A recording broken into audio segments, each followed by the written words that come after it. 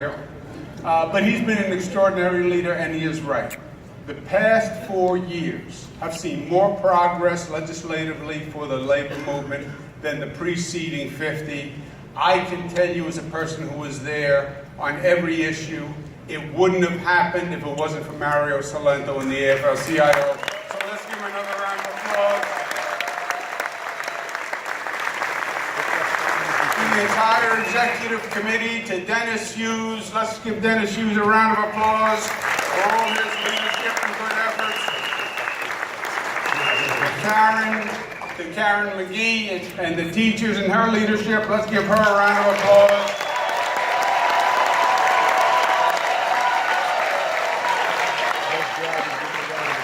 We also have a number of members of my staff who are here today. My counsel, Alfonso David, my secretary, Bill Mulrow, my chief of staff, Melissa DeRosa. Why don't you guys stand and thank they've been working with the AFL-CIO. And a partner of mine in government who's been there on every one of these issues. You're going to hear him in a few minutes, Speaker Carl Hastie, who's here also. Let me say this, I have tremendous respect for the brothers and sisters of the AFL-CIO. Our relationship goes back 30 years when you decided to elect a fellow named Mario Cuomo. I don't know if you remember that name. And I was the 23-year-old campaign manager of his campaign. He was running against Ed Koch, who at that time was a superhero, Ed Koch, God rest his soul.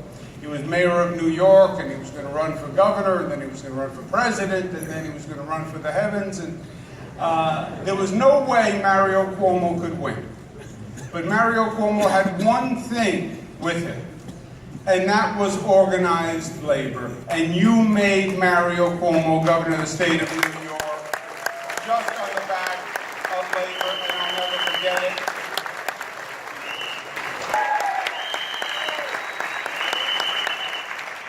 And I can tell you firsthand because I've been in the trenches. We had Hurricane Sandy. It was unlike anything we've seen before. But our utility workers were out there, and DC 37 was out there, and NYPD was out there, and they saved people's lives.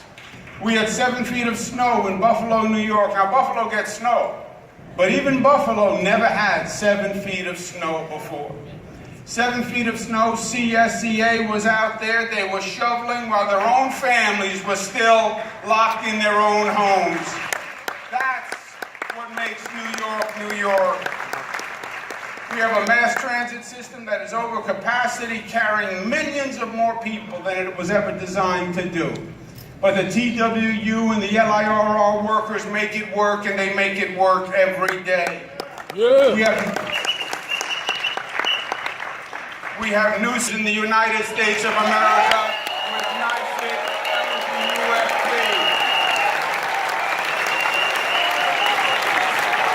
Now, these are not New York issues. These are national issues. We feel them here at home, but they're the same issues all across the country. And Mario's right, there's a presidential election, and it's an important election, and we have to elect Hillary Clinton, the next president of the United States.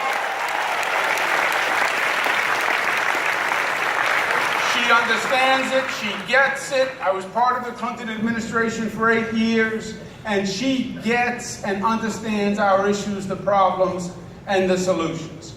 But also, let's be honest, just electing a new president is not going to make the problems disappear automatically. We're still going to have to organize and fight to resolve those issues. And there is one fundamental problem that is driving this election on both sides of the aisle. You have a frustration and an anger and an anxiety among the working men and women of this country, New York and all across the country. And these talking heads on TV, they're trying to figure out why. Why do you think they feel this way? Why is there this voter anger? You don't need a crystal ball, and you don't need to be a talking head on TV, because the working men and women of this country have gotten screwed over the past 30 years. That's why there's an anger. They have got a raw deal. The way this country works is this basic fairness. And when there's more productivity and the country's doing well, it's shared with the workers as well as the management. That was always the deal. Up until about 30 years ago, productivity went up 97%. Wages went up 91%. You produce more, you make more, the company's making more profit, you get paid more. Over the past 30, productivity went up 74%, wages went up 9%. You know what that means? That means the middle class are going backwards. 9%, that's basically zero. Over the same period of time, houses went up 20%. College education went up 60%. Consumer goods went up 30%. Your middle class is going backwards. The working men and women in this country are going backwards. And they know it and they feel it. And then to aggravate things, the top 1% got a 138% increase. This nation had a policy, a trade policy that said, we're going to get rid of the manufacturing jobs. I'm going to send them overseas and we're going to have the high-tech jobs. That was the plan. Except they missed a couple of points. First of all, you sent away the manufacturing jobs. We took the high-tech jobs. There are only 7 high-tech jobs. Intellectual property, we created, the other countries steal it. And when you gave away the manufacturing jobs, what was going to happen to the displaced workers? Well, we'll retrain them. Retrain them to what? You're going to teach me how to be a computer guru now at 58 years old? It's not going to happen. That is the fundamental tension that is going on in this country and in this state. And that is what is driving the anger. And it's right, and that's what we have to correct. And that's what we're working to correct here in New York. And then you've had short-term aggravants. 2007, you had the mortgage meltdown. It was a Wall Street scam, total scam, except it hurt individual homeowners all across this country. And what has happened since 2007? The bankers got bailed out, and the homeowners lost the equity in their home. And now you say America works for all. Well, really it doesn't. The workers are getting a smaller and smaller piece of the pie. And maybe it's a coincidence, but as the wages for workers have gone down, there's also been a diminution of the power of the labor unions in this country. And I don't believe it's a coincidence. I believe the labor unions are how we equalize the power at the negotiating table. And that's what collective bargaining does. It makes it a fair table for all.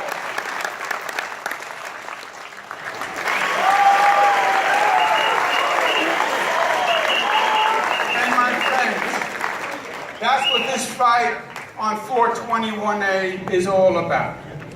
And they try to make it complicated, but it's very, very simple. This is a government program to provide affordable housing, which is desperately needed, especially in the city of New York, where we have a real affordable housing crisis. But it is a government program. It's providing a government subsidy. And I have 2 problems with the program. First, it's an affordable housing program, but it doesn't provide the affordability for long enough. I was housing secretary when the Section 8 crisis happened. Section 8 crisis was when this nation did the Section 8 program. The Section 8 program ran for 20 years. And at the end of 20 years, the units expired. And when they passed the program, everybody said, well, 20 years? That's never going to happen, 20 years. Well, you know what? 20 years happened. And all these units expired at the same time. And the owners were now kicking out tenants from all these subsidized units all across the country. I worked for 2 years on it. We're not going to make the same mistake again.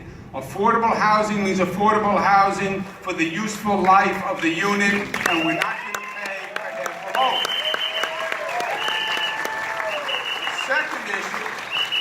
Second issue is the way the city proposed the law, which came to Albany, the program does not pay union wages.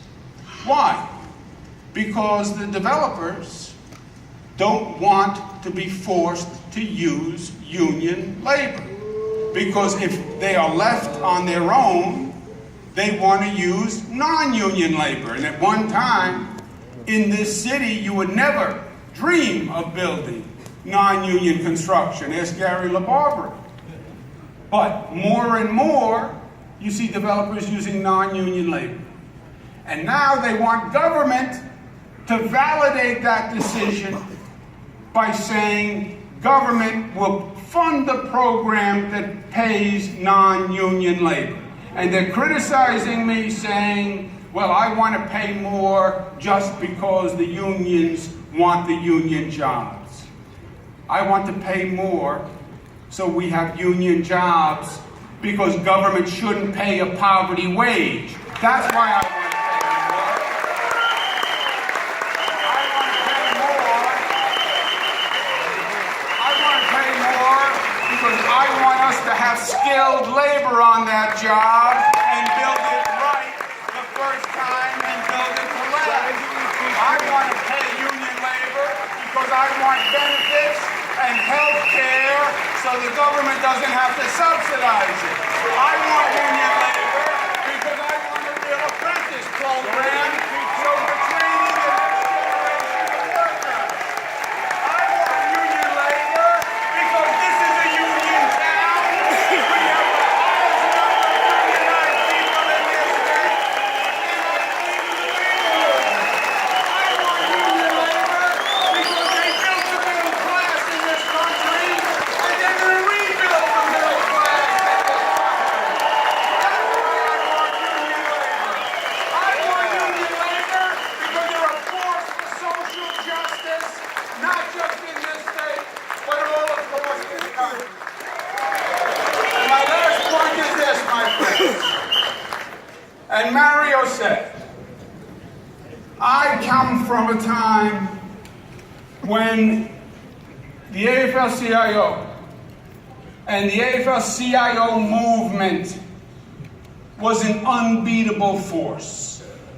And I believe that's not yesterday, I believe that's today, and that is tomorrow. You have to remember who you are as the AFL-CIO, 2.5 million members. Mario's right, all part of the same family. It's not black, white, gay, straight, upstate, downstate, public, private. Fighting for the middle class, fighting for working men, fighting for working families, fighting for fairness, fighting for justice, fighting for economic justice, so that everyone believes in the American dream and everyone can do better and there's mobility for everyone. And when you stand up and lock arms, you cannot be beaten. There is no issue that you will lose on. But you have to go first.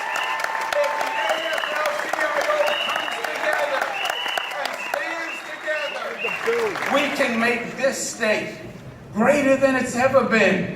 Not just rebuild it to what it was. We'll make it the best state in the nation. And we will take that example and we will show every state in the country, you can do this too. You can have a state that works for the middle class and honors working families. And that nation and that legacy is what our mutual fight is all about. And I will always be there with you in that contest. Thank you and God bless you.